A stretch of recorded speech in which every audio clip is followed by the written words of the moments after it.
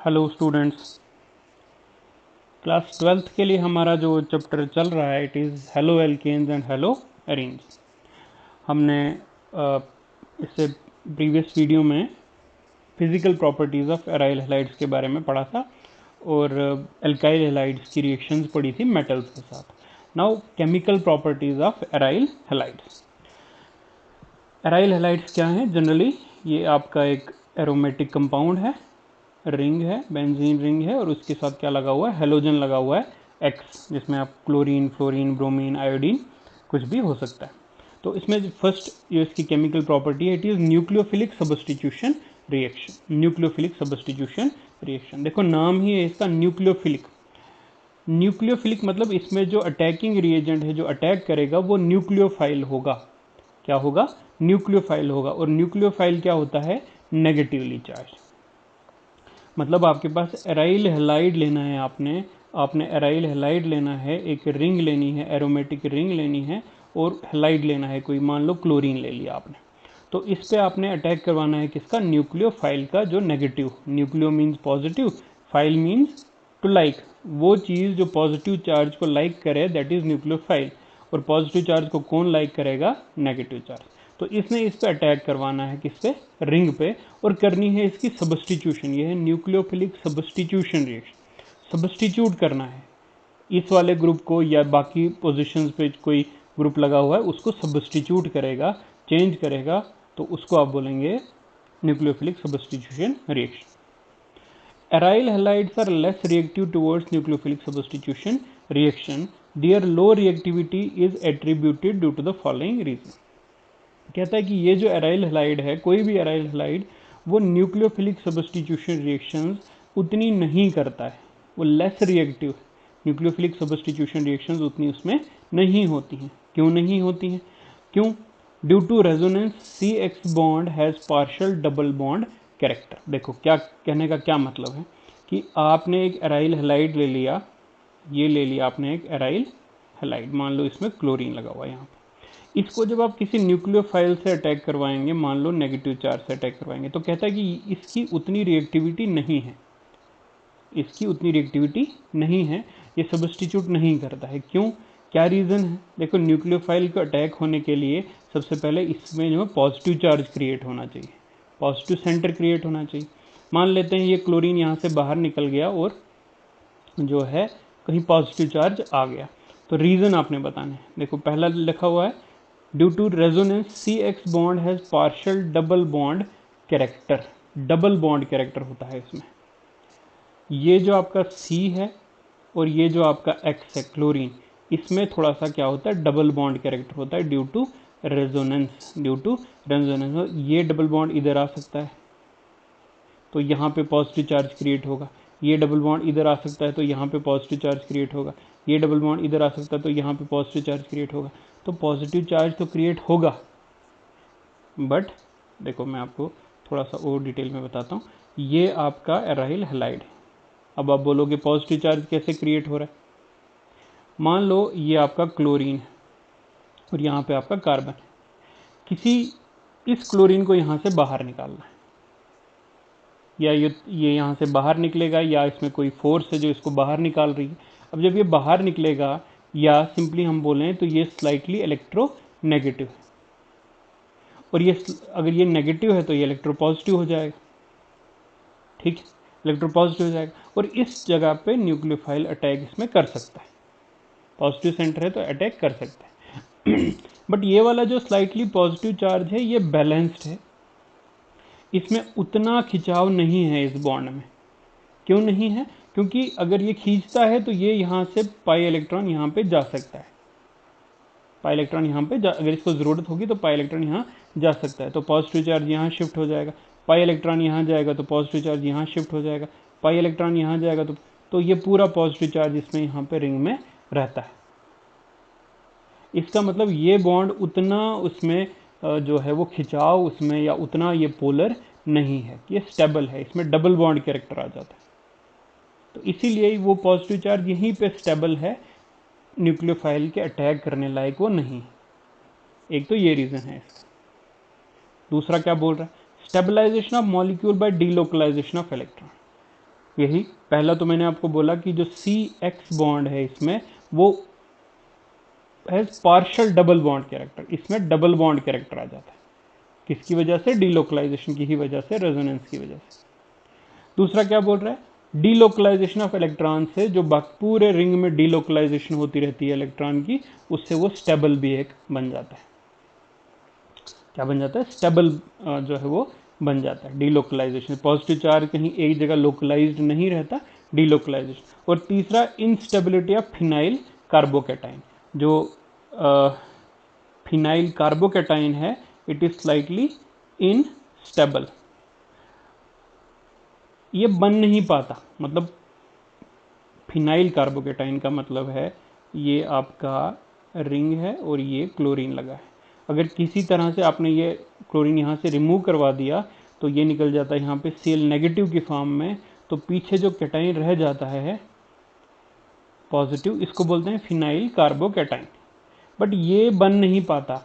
अगर ये बन जाता तो न्यूक्लियोफाइल इसमें डायरेक्टली अटैक कर सकता था, पॉजिटिव चार्ज आसानी से हो सकती थी, मगर ये बन नहीं पाता। इट इज़ नॉट स्टेबल, ये उतना स्टेबल नहीं। तो ये कुछ रीज़न हैं कि न्यूक्लियोफिलिक सब्स्टिट्यूशन रिएक्शन इन पे नहीं होती। किस पे? सिंपल एराइल हैलाइड पे। However aryl halides having electron withdrawing groups like NO2 SO3H at ortho and para positions undergo nucleophilic substitution reactions easily। But अगर हम ले लें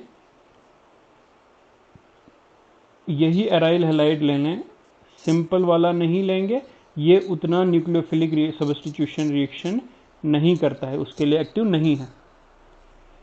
पर अगर यही वाला ले लें जिसमें आप क्या कर दो, आर्थो पोजिशन पे, ये आर्थो पोजिशन है, मान लो यहाँ पे नाइट्रो ग्रुप लगा दिया, या पैरा पोजिशन, इस पोजिशन पे नाइट्रो ग्रुप लगा दिया, तो ये ज़्यादा एक्टिव हो जाएगा इस रिएक्शन के लिए।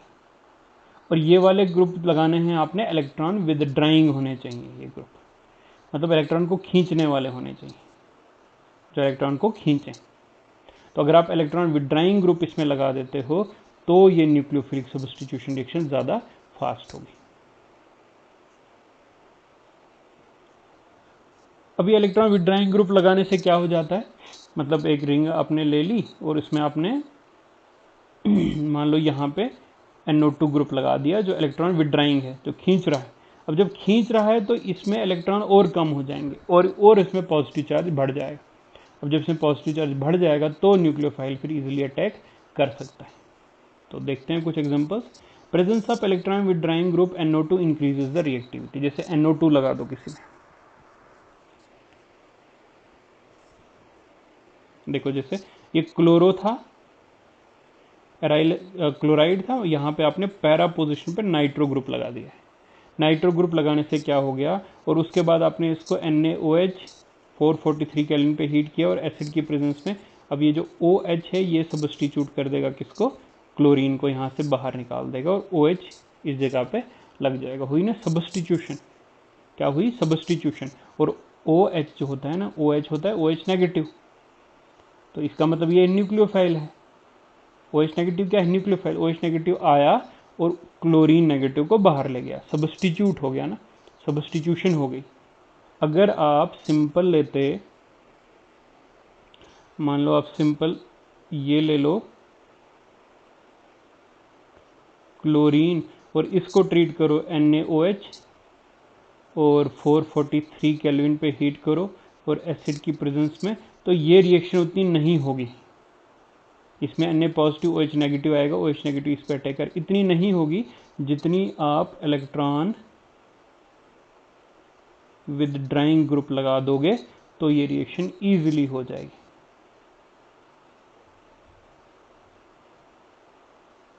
OH नेगेटिव जो आएगा वो इस Cl नेगेटिव को यहाँ से बाहर निकाल देगा, सब्स्टिट्यूट कर देगा। यही असर हुआ किसका? नाइट्रो ग्रुप लगाने का। देखो ये, और OH ने रिप्लेस कर दिया Cl को। नेक्स्ट देखें, अब यहाँ तो एक लगा था, यहाँ पे तीन तीन नाइट्रो लगे हैं, तो ये रिएक्शन और ज़्यादा इजीली होगी, और आसानी से होगी।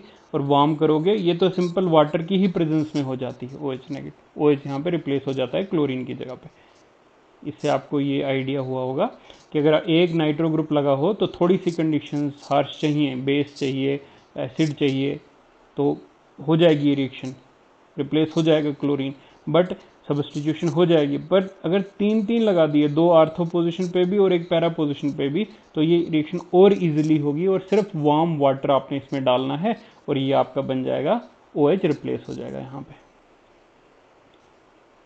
सो this is nucleophilic substitution reaction. चलते हैं किस पे, इलेक्ट्रोफिलिक सब्स्टिट्यूशन रिएक्शन पे। नेक्स्ट जो है इलेक्ट्रोफिलिक सब्स्टिट्यूशन रिएक्शन। इलेक्ट्रोफाइल क्या होता है, अब पॉजिटिव वाला, जो अटैक करेगा रिएजेंट वो पॉजिटिव होगा, जो रिंग पे अटैक करेगा वो होगा पॉजिटिव, इसको आप इलेक्ट्रोफाइल बोलेंगे। Halogens are deactivating but ortho para directing. ये जो हेलोजन अगर किसी ग्रुप पे लग गया, ये जो हेलोजन लगा एराइल हैलाइड पे, कहता है ये तो डीएक्टिवेटिंग ग्रुप होता है।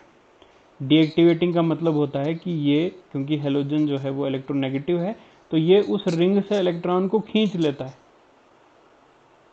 क्योंकि इसका माइनस इंडक्टिव इफेक्ट है तो ये खींचता है, तो ये इलेक्ट्रॉन्स को इससे खींचता है, यहाँ पे इलेक्ट्रॉन की कमी हो जाती, तो एक इस तरह के ग्रुप को आप डीएक्टिवेटिंग बोलते हैं।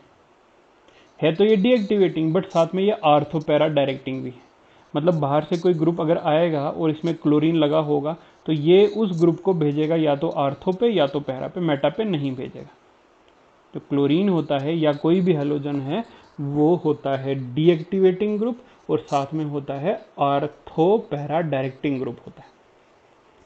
Chlorination, nitration, sulphonation, Friedel-craft reaction gives a mixture of ortho and para chloro substituted derivatives. अब हम एक एक करके देखते हैं कि इलेक्ट्रोफिलिक सब्स्टिट्यूशन कैसे होती है। देखो किसमें, एराइल हैलाइड में। देखो यहाँ पे एराइल हैलाइड है, क्लोरो एराइल क्लोराइड है और साथ में आपने क्लोरीन किया, हेलोजनेशन करनी है। हेलोजन में आप कोई भी हेलोजन ले लें, जैसे इसमें क्लोरीन ले लिया है और एनहाइड्रस FeCl3 लिया है। अब एक क्लोरीन तो ऑलरेडी लगा हुआ है, हमने और सब्स्टिट्यूशन करा के एक क्लोरीन और लगेगा इसमें। अब या तो वो पैरा पे लगेगा या तो वो आर्थो पे लगेगा, पैरा पे लगेगा या आर्थो पे लगेगा। अब देखो कैसे लगता है, ये आपका एराइल हैलाइड है, ये आपका क्लोरीन ऑलरेडी लगा हुआ है, ये क्लोरीन लगा हुआ है, इसमें आपने और क्लोरीन डाल दिया Cl2 और साथ में डाला है एनहाइड्रस FeCl3।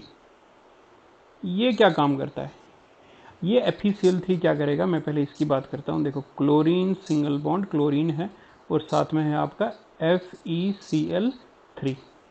ये FeCl3 ये एक और Cl ले लेगा यहाँ से और लेगा इन द फॉर्म ऑफ, ये समझो ये नेगेटिव ले लेगा और ये पॉजिटिव इधर ही छोड़ देगा, ये बन जाएगा FeCl4 नेगेटिव और पीछे रह जाएगा Cl पॉजिटिव, क्योंकि ये इस दोनों इसको बॉन्ड को लेके ही चला जाएगा, इसका भी इलेक्ट्रॉन लेके चला जाएगा, इसलिए पीछे रह जाएगा Cl पॉजिटिव और ये बन जाता है एक तरह का इलेक्ट्रोफाइल। क्या बन जाएगा, Cl पॉजिटिव और ये बन जाता है इलेक्ट्रोफाइल। अब ये अटैक कर सकता है किस पे, इस रिंग पे अटैक कर सकता है इलेक्ट्रोफाइल की तरह। इलेक्ट्रो मतलब इलेक्ट्रोफाइल होता है जो पॉजिटिव चार्ज का होता है। और अभी हमने बोला कि ये जो क्लोरीन है ये आने वाले ग्रुप को डायरेक्ट करेगा या तो आर्थो पोजीशन पे या तो पैरा पोजीशन पे, इसलिए अगर आप जो आपका प्रोडक्ट बनेगा तो वो बनेगा आपका Cl, या तो आर्थो वाला ये बनेगा या तो पैरा वाला ये बनेगा। ये या आर्थो यहाँ पे भी बन सकता है, चलो कोई भी आप ले सकते हैं।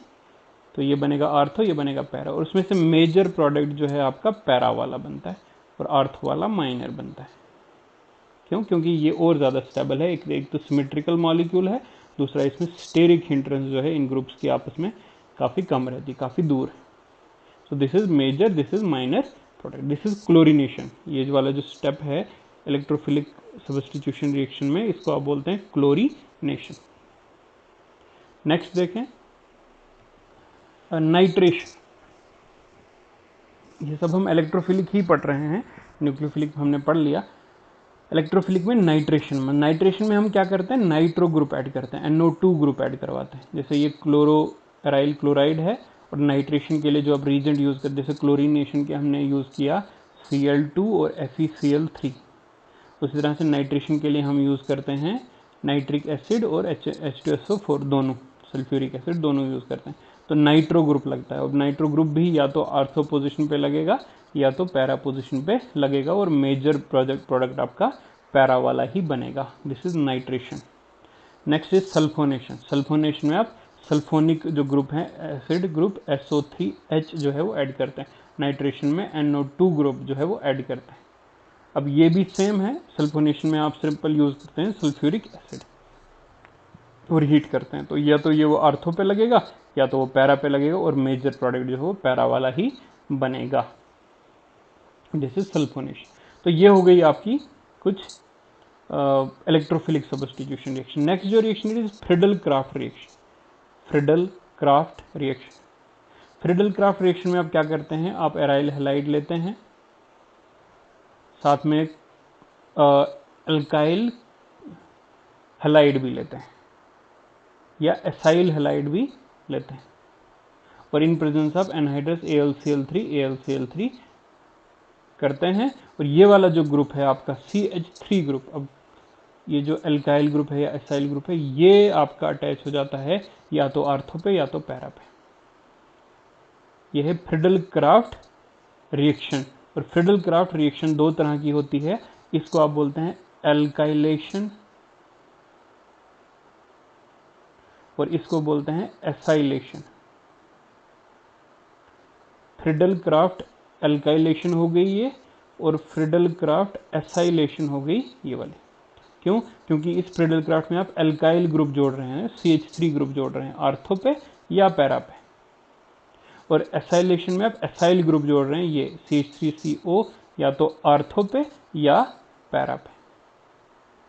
ओके, मुझे लगता है समझ आई होगी आपको। सेम उसी की तरह यहाँ पे CH3 ग्रुप जो है वो देखो Cl स्लाइटली नेगेटिव होता है और CH3 पे पॉजिटिव होगा, इसीलिए एक इलेक्ट्रोफाइल एक्ट कर जाता है। फिर ये वाला ग्रुप जो है यहाँ पे लग सकता है, या तो ये आर्थो पे लग जाता है या तो ये पैरा पे लग जाता है।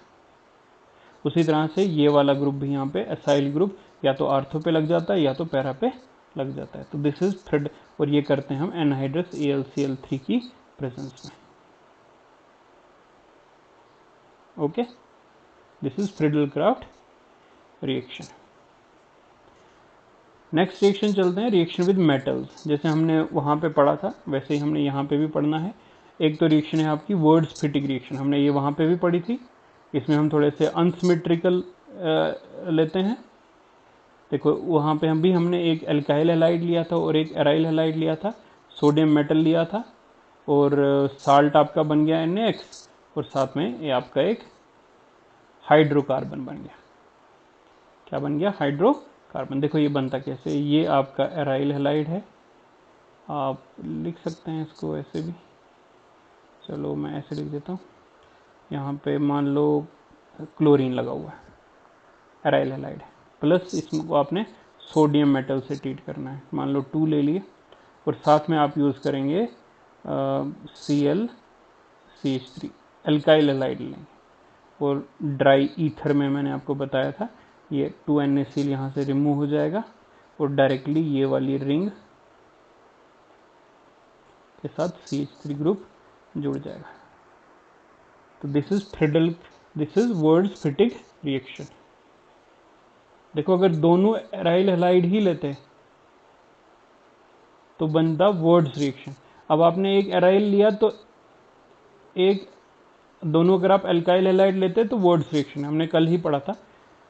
और अगर एक एल्काइल लोगे और एक एराइल लोगे तो बनेगा वर्ड्स फिटिंग रिएक्शन, और दोनों एराइल लोगे तो बनेगी फिटिंग रिएक्शन।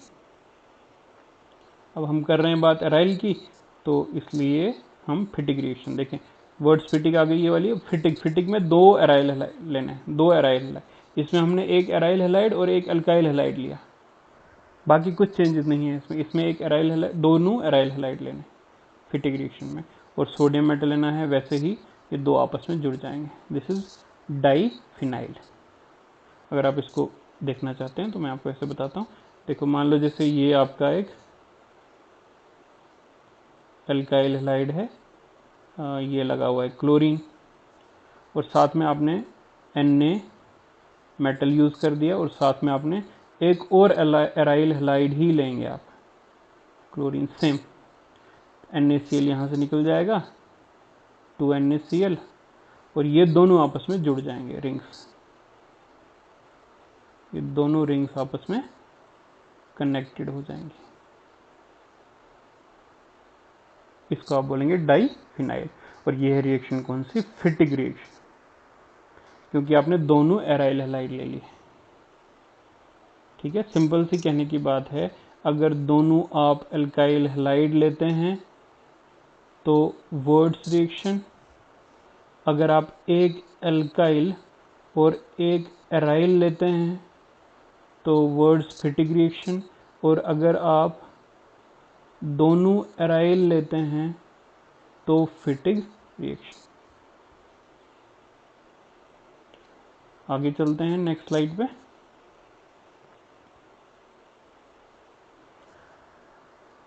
अल्मेन रिएक्शन, क्या है ये अल्मेन रिएक्शन? आपने आइडोबेंजीन लेना है, मतलब एराइल हैलाइड लेना है, और उसको कॉपर पाउडर के साथ रिएक्शन करवानी है।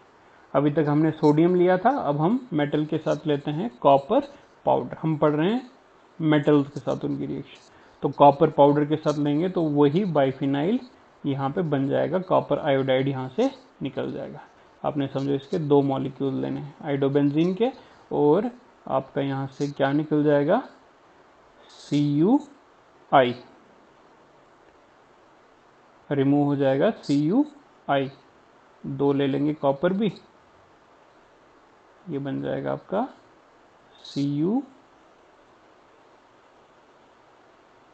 Cu2Cui, और आपका बाइफिनाइल रिमूव हो जाएगा।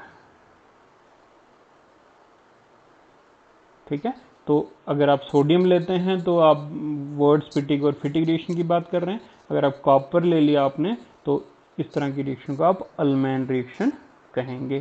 सो this is the chemical reactions of aryl halides. तो इसमें आपने एक तो पढ़ा nucleophilic substitution reaction. Nucleophilic substitution easily नहीं होती है सिंपल एराइल हैलाइड्स पे, मगर उन एराइल हैलाइड्स पे जिनमें इलेक्ट्रॉन विड्राइंग ग्रुप्स लगे हुए हैं उस पे रिएक्शंस होती हैं। जैसे आपने ये पढ़ा OH सब्स्टिट्यूशन इसमें किया हमने।